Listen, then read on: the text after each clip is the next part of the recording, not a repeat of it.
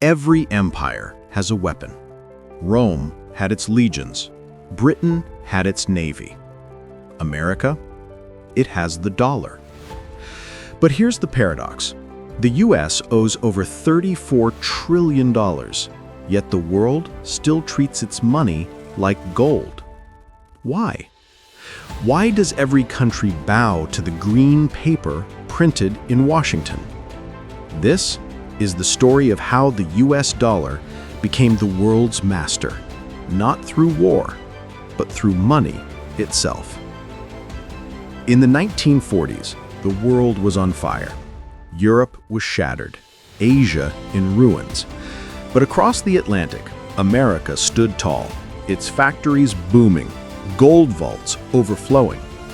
By the end of World War II, the United States held 2/3 of the world's gold reserves. So, when 44 nations met in Bretton Woods, New Hampshire in 1944, they made a historic deal. Every currency would be tied to the US dollar, and the dollar would be tied to gold. The dollar became the anchor of the world economy, a symbol of trust, backed by real gold. Here's how it worked. If you were France or Japan, you didn't need gold anymore. You needed dollars, because only dollars could buy oil, trade goods, and pay debts. Think of the US like the world's banker. Every country deposited its economic faith into the dollar vault. But here's the twist. The US could print more dollars than it had gold, and nobody could stop it. It was as if the banker started lending money he didn't really have, and everyone still trusted him. Why? Because the entire system depended on that trust. The dollar wasn't just currency anymore. It became the oxygen of the global economy. And as long as oil, the world's lifeblood, was priced in dollars, America's power only grew. But by the 1960s, cracks appeared in the empire of paper.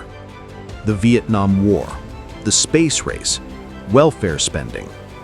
America was printing too many dollars, and other countries began to notice. France's President Charles de Gaulle famously said, "America enjoys an exorbitant privilege." He demanded gold instead of dollars and sent warships to New York to collect it. Soon, others followed. Gold reserves drained, confidence faltered, and on August 15, 1971, President Nixon went on television and dropped the bombshell. The United States will suspend the convertibility of the dollar into gold. That night, the world's monetary system died. The dollar was no longer backed by gold, just by faith. The Bretton Woods Order had collapsed, but instead of falling, the dollar rose even higher. After 1971, the dollar reinvented itself. No longer a gold-backed currency, it became a debt-backed empire. Oil-producing nations agreed to sell oil only in US dollars, creating the petrodollar system.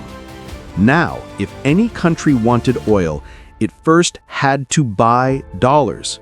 The cycle fed itself. The world needed dollars, so it lent money to the US, and the US printed more to spend abroad. A perfect loop of power. Today, nearly 90% of all global trades still involve the dollar. It dominates markets, politics, and even wars. A silent empire built not on land, but on ledgers. So, what is the dollar, really? It's not paper. It's belief. A story that the world agreed to believe in. Empires rise and fall, but no empire has ever ruled minds the way the dollar rules markets. Until that belief fades, America's true army will wear suits, not uniforms, and its battlefield will be the global economy. What happens when the world stops believing in the dollar? Tell me, what replaces it?